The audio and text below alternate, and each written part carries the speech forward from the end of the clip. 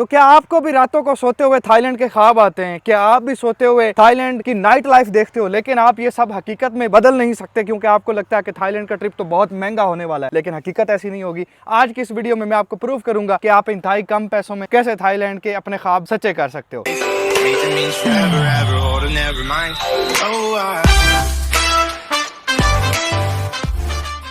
तो आपने वीडियो को एंड तक देखना है। पहले मैं सारे एक्सपेंस बताऊंगा जो रिसेंटली मैंने अपना ट्रिप किया, तो क्या क्या एक्सपेंस थे, उसके साथ साथ आप स्कैम से कैसे बच सकते हो और मेरी तरफ से जो टिप्स हैं वो सारी आज मैं आपको इस वीडियो में बताऊंगा, तो वीडियो को एंड तक जरूर देखिएगा। तो सबसे पहले मैं स्टार्ट करता हूं जी। मेरा जो ट्रिप था मैंने जो किया वो लाहौर से श्रीलंका, श्रीलंका से मैं थाईलैंड गया हूँ, थाईलैंड से मैं म्यांमार बर्मा गया हूँ और बर्मा के बाद मैं कंबोडिया गया हूँ। कंबोडिया से वाया चाइना में वापस आया, जो कि आपने सारे व्लॉग्स पिछली सीरीज में देखे होंगे, अगर नहीं देखे तो जाके दोबारा देख ले। सबसे पहले हम बात करते हैं थाईलैंड के वीजे की। जो थाईलैंड के वीजे की कॉस्ट है वो है तकरीबन जनाब 15,500 रुपए, यानी तकरीबन $50 बनती टैक्सेस वगैरह डाल के। जब मैंने वीजा लगवाया था यानी दिसंबर में, तब जनाब ये स्टिकर वीजा हुआ करता था, लेकिन अब खुशखबरी है पाकिस्तानियों के लिए कि उन्होंने इलेक्ट्रॉनिक वीजा कर दिया। तो जनाब इलेक्ट्रॉनिक वीजा की कॉस्ट भी सेम है, लेकिन इस डॉक्यूमेंट्स आपको आपका 6 मंथ वैलिडिटी वाला passport, ID card, bank statement का प्रूफ यानी सोर्स ऑफ इनकम भी होना चाहिए, ठीक है। अब बैंक स्टेटमेंट जो वो मिनिमम तकरीबन $2,000 तक भी हो तो काम चल जाएगा। पाकिस्तानी तकरीबन 4 लाख रुपए मिनिमम होना चाहिए। जो मैंने थाईलैंड की फ्लाइट पकड़ी थी, आपको चूंकि पता कि सेम PNR की चाहिए, तो मेरा आगे भी ट्रिप था, तो इसलिए मैंने सेम रिटर्न टिकट करवाई थी जनाब लाहौर से बैंकॉक की, जो मुझे मिली थी 2,05,000 रुपए में, जिसमें रिटर्न भी शामिल था। लेकिन वहां जाके मैंने रिटर्न को रिफंड मार दिया, जो टिकट पड़ गई, और रिफंड मुझे मिला था तकरीबन 54,000 रुपए, यानी तकरीबन मुझे टिकट पड़ गई थी 1,51,000 रुपए की लाहौर से बैंकॉक वन वे। एयरपोर्ट पे जाते हुए जो मैंने सिम ली वो मिली मुझे तकरीबन $15 की, जो कि सिम थी उसमें अनलिमिटेड इंटरनेट था, बड़ी अच्छी स्पीड होती है। तो मुख्तलिफ प्राइसेस हैं, आप वहाँ पे देख के ले सकते हैं। बैंकॉक से आगे बताया गया तो जो मुझे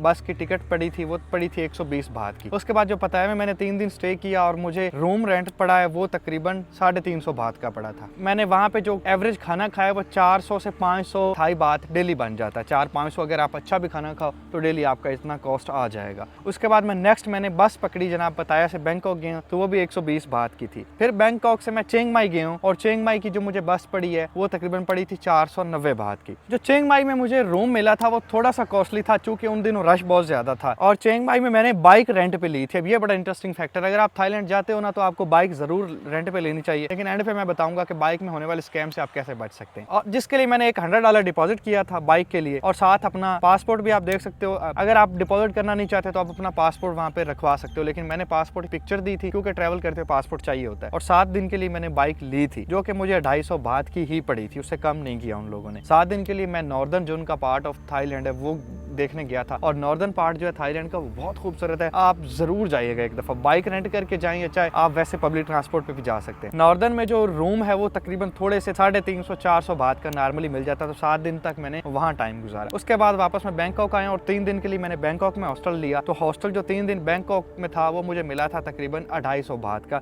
जिसमें तकरीबन ब्रेकफास्ट भी इंक्लूड था। अब ये चीज तो हो गई जनाब के मेरे दूसरे अखराजात कितने थे। अब बात करते हैं जनाब मेट्रो वहाँ पे जो मैंने ली है उसकी टिकट कितनी। तो एक रूट मेट्रो का तकरीबन आपको 20 बात 30 बात की जो एक टिकट मिल जाती है, ठीक है, कुछ खास कॉस्टली नहीं होती। अब आते हैं जी थाई मसाज की तरफ। तो थाई मसाज जो था वो मैंने करवाया था, सिर्फ थाई मसाज करवाया था, उसमें कोई वो बाकी सीन शामिल नहीं था। तो वो जो मुझे पड़ा था तकरीबन 800 बात का, जो कुछ ज्यादा कॉस्टली नहीं था। उसके साथ साथ अगर मैं बात करूं, मैंने केरन कबीला जो लॉन्ग नेक वाला था उसमें 2 टाइम विजिट किया है, तो वो उनकी जो एंट्री थी वो मुझे 400 बात पर 1 टाइम एंट्री के मुझे पे करने पड़े थे। उसके बाद मैंने जनाब वीजा री एंट्री ली थी, चूंकि मुझे पता था कि मैंने कंबोडिया जाना, कंबोडिया के बाद दोबारा थाईलैंड आना और थाईलैंड से फ्लाइट लेनी, क्योंकि थाईलैंड से फ्लाइट मुझे सस्ती पड़ रही थी। और जो दोबारा मैंने थाई वीजे की री एंट्री ली थी वो मुझे पड़ी थी तकरीबन 1000 थाई बात में, जो कि पाकिस्तानी तकरीबन 8000 रुपए बनता है। तो इसी तरह जनाब कुल मिला के मेरा थाईलैंड में 14 दिन का स्टे था। इसके बाद जो सबसे इंटरेस्टिंग फैक्ट आ जाता है वो है जनाब बर्मा यानी म्यांमार का। अल्लाह म्यांमार के हालात पे रहम फरमाए, लेकिन म्यांमार बहुत ही सस्ता था यार, वहाँ पे खाने बहुत सस्ते हैं, ठीक है। उसकी वजह है वो डॉलर का रेट हाई होना है, क्योंकि ब्लैक मार्केट में डॉलर सस्ता मिलता है। जैसे आपने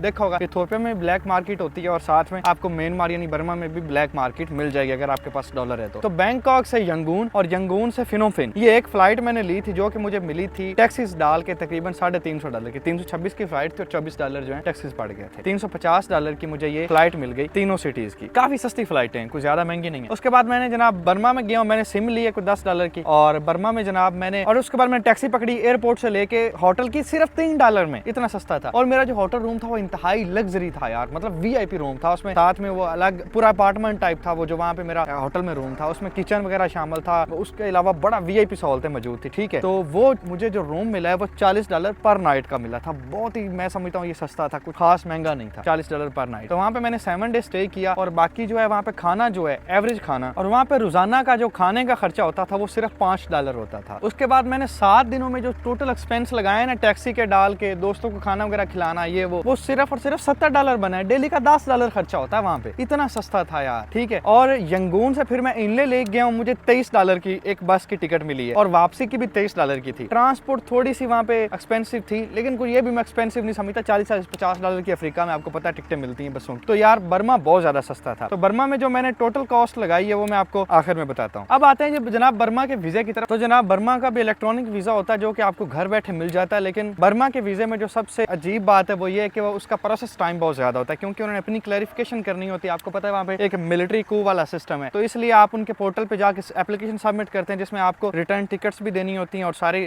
होटल अकोमोडेशन ये सब आप फिल करते हो, और उसके बाद आपका वीजा जो है वो आने में 1 महीना तक लग जाता है। मेरे तो 1 महीने से ज्यादा दिन लगे थे, मुझे तो ये लगा था कि आएगा ही नहीं। बर्मा में सिर्फ एक चीज हो जाती है कि उनके जहाँ पे एंट्री वगैरह देनी है ना, वहाँ पे अगर फॉर एग्जाम्पल आपकी 10,000 एंट्री है पर्ची के साथ ना, तो उनको बोलो कि 5,000 रख लो, मुझे पर्ची नहीं चाहिए, बस ये आप रख लो। तो बर्मा की पुलिस बहुत अच्छी यार, वो मान जाती है पाकिस्तानियों वाला तरीका। तीनों कंट्रीज की निस्बत कंबोडिया मुझे थोड़ा सा एक्सपेंसिव लगा है। कंबोडिया का जो वीजा था वो था जनाब $30 का, सिंगल एंट्री वीजा था टूरिस्ट, जो कि आप इजीली ले सकते हैं। इलेक्ट्रॉनिक वीजा होता है, आप उनकी वेबसाइट पे जाके भी अप्लाई कर सकते हैं, खास डॉक्यूमेंट्स भी लंबे चौड़े नहीं चाहिए। उसके बाद जनाब मैंने जो एयरपोर्ट से होटल रूम तक का रिक्शा करवाया उसकी कॉस्ट पड़ी मुझे $10। और फिर आगे आते हैं जनाब ब्रेकफास्ट $3 का था, रूम रेंट जनाब वहाँ पे $20 जो मुझे फर्स्ट डे के लिए लेना था। उसके बाद सेकंड डे मैंने रूम चेंज कर दिया चूंकि वहाँ पे उसकी कंडीशन अच्छी नहीं थी, और जो सेकंड डे मैंने रूम लिया वो मुझे $25 में पड़ा, जिसमें स्विमिंग पूल भी मौजूद था।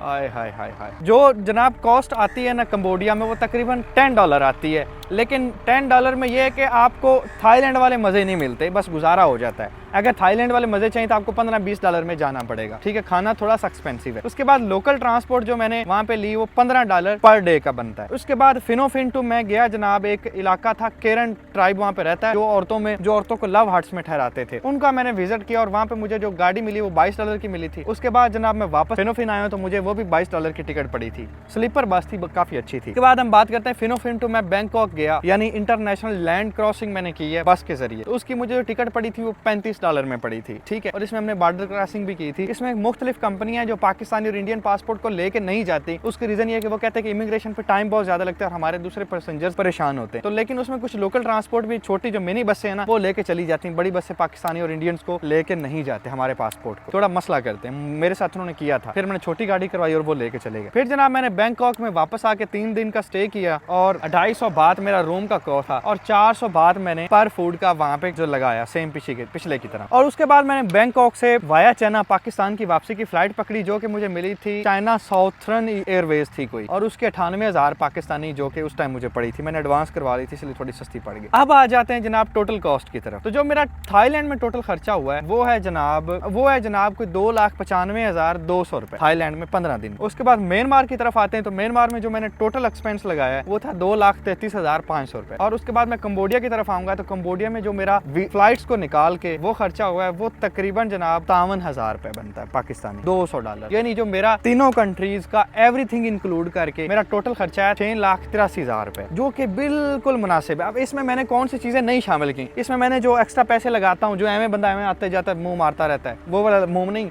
चीज़ों वाला मुंह, जो मैं कोल्ड ड्रिंक्स वगैरह लेता रहा वो मैंने शामिल नहीं किए। उसके अलावा जो मैं मतलब एक टाइम का मैंने खाना ऐड किया, जो हम एक्स्ट्रा खाने खाते रहे या एक्स्ट्रा चीज़ें जितनी भी ऐड की हैं वो सब इसमें नहीं है। जो मैंने एक्स्ट्रा चीज़ें जो भी मैंने ली हैं वो सब इसमें नहीं है। 7-11 के खर्चे भी मैंने इसमें नहीं डाले। उसके अलावा जो मैंने शॉपिंग वगैरह की है वो भी मैंने नहीं डाले। लेकिन अगर मैं सारे एक्सपेंस जो मैंने वाकई एक्चुअली लगाए हैं उसकी बात करूँ तो वो तकरीबन पाकिस्तानी 11 लाख रुपए बनता है। इट्स क्वाइट नॉर्मल, इतना ज़्यादा नहीं था। लेकिन जो मैंने आपको 6,83,000 बताया ये बेसिक खर्चों का बताया कि इतना अगर आपके पास हो तो आप चले जाएंगे, अगर तो आप एक्स्ट्रा खर्चा ना करें। अब आती है जनाब बात के थाईलैंड में होने वाले स्कैम कौन से हैं और आप उनसे कैसे बच सकते हो। इस दौरान मेरे पास एक गुड न्यूज़ भी आप लोगों के लिए कि अगर आप हमारे साथ थाईलैंड, श्रीलंका, कंबोडिया और मलेशिया के ट्रैवल करने चाहते हो अगर मेरे साथ, तो स्क्रीन के ऊपर भी आपको मेरा नंबर शो हो रहा होगा, डिस्क्रिप्शन में भी मैंने नंबर दिया है और आप मेरे साथ कॉन्टैक्ट कर सकते हैं। मेरे इंस्टाग्राम पे मुझसे कॉन्टैक्ट कर सकते हैं। आप हमारे साथ ट्रैवल करना चाहते हो तो मैं अपना ग्रुप जो है वो जल्द 15 तारीख को लेके जा रहा हूँ। अगर आप मेरे साथ ट्रैवल करना चाहते हो तो कर सकते हो। अब हम बात करेंगे थाईलैंड में होने वाले कॉमन स्कैम की और उनसे आप कैसे बच सकते हो। सबसे पहले जो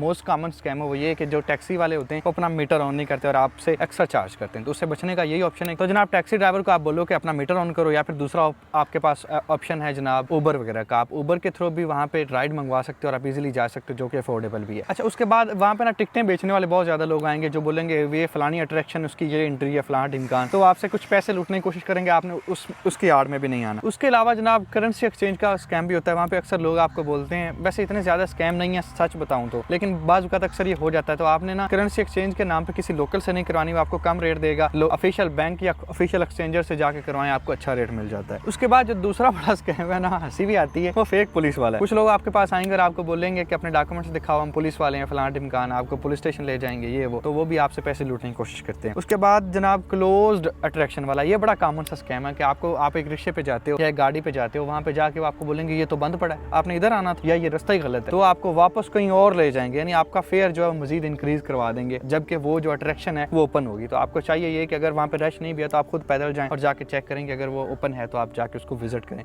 मोस्टली जो टूरिस्ट अट्रैक्शंस होती हैं वहाँ पे खुली होती हैं क्योंकि टूरिस्टिक कंट्री है। अच्छा, अब मोटर बाइक का वो एक मोटर बाइक के नाम पे भी एक स्कैम होता है। उसमें ये होता है कि आप बाइक दे देते हो, आपको बाइक दे देते हैं और आपको भी याद भूल जाता है, आप वैसे ले चले जाते। जब वापस आप उनको करते हो तो वो कहते हैं कि आपने बाइक डैमेज कर दी है, ये देखिए इस पे स्क्रैचेस आए हुए हैं जो कि ऑलरेडी पहले से आए हुए होते हैं। ठीक है, तो इससे बचने का ऑप्शन ये है कि आपने उसकी वीडियो बना लेनी है। और जो इसमें सबसे स्केरी पार्ट है वो ये है कि उनके पास डबल चाबी होती है। तो आप कहीं पे खड़ा करते हो, वो अपने फिक्स बंदे जो उनके होते हैं उनको भेजते हो और वहाँ से वो चोरी करवा लेते हैं। बाद में आपको बोलते हैं कि आपने बाइक चोरी करवा दी, अब पैसे दो। तो इससे बचने का ये ऑप्शन है कि आपके पास एक अपना पर्सनल लॉक होना चाहिए। जब भी आपने उसको खड़ा करना है आपने उसको अपना वो लॉक लगा देना, ताकि वो अगर आए भी चोर चाबी लेके भी तो वो उसके किसी काम की ना हो, लॉक लगाओ। उसके बाद आता है जनाब नाइट बार और क्लब का। क्लब में ये स्कैम होता है कि आपके साथ अगर आप पी लेते हो और पीने के बाद टून हो जाते हो तो जनाब आपका ओवर चार्ज करवा देते हैं। आपको पता नहीं होता आपने क्या कुछ पिया और वहाँ पे बिल में ओवर चीज़ें ऐड कर देते हैं या फिर उनका प्राइस हाई कर देते हैं और फिर आपको देना ही पड़ता है चाहे पुलिस भी आ जाए। बैग स्नैचिंग का भी थोड़ा सा सीन है, आपने बच के रहना है। उसके बाद फेक चैरिटी स्कैम वाला बड़ा एक सीन होता है कि आपको बोलते हैं कि हम चैरिटी के लिए पैसे मांग रहे हैं और आप हमें दें, और उनका कोई हकीकत से कोई ताल्लुक नहीं होता। उसके बाद बॉर्डर क्रॉसिंग पे स्कैम। बॉर्डर क्रॉसिंग पे ये होता है कि अगर आपको वो मसला कर रहे हैं ना, वो वैसे तो बेसिकली हकीकत तो ये है कि वो मिले हुए होते हैं उनके साथ, लेकिन अगर बॉर्डर में आपके साथ मसला हो रहा है तो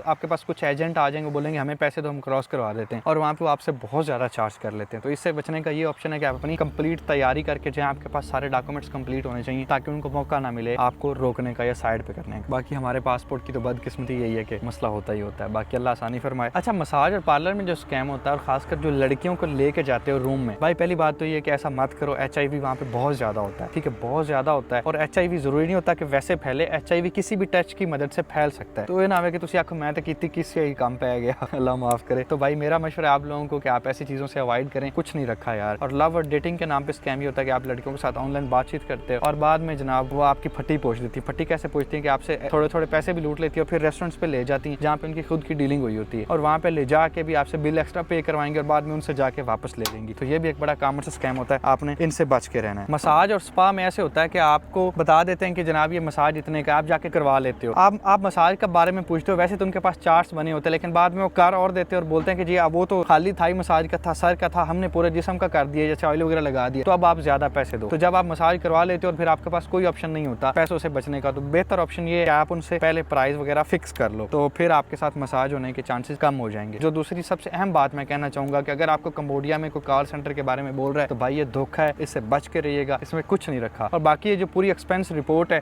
वो आपको मैं PDF की फॉर्म में दे दूंगा, जिसकी लिंक मैंने डिस्क्रिप्शन में दे रखी, जाके इस PDF को आप डाउनलोड कर सकते हो, जिसमें सारी चीजें मैंने 1 by 1 लिखी हुई। तो उम्मीद है आपको आज का जो खर्चा है वो हमारा क्लियर हो गया और बेसिक बातें मैंने बता दी होंगी। तो अगर ये वीडियो आपको पसंद है तो चैनल को जरूर सब्सक्राइब कीजिएगा। अपना रखिए बहुत सारा ख्याल, मिलते हैं इंशाल्लाह।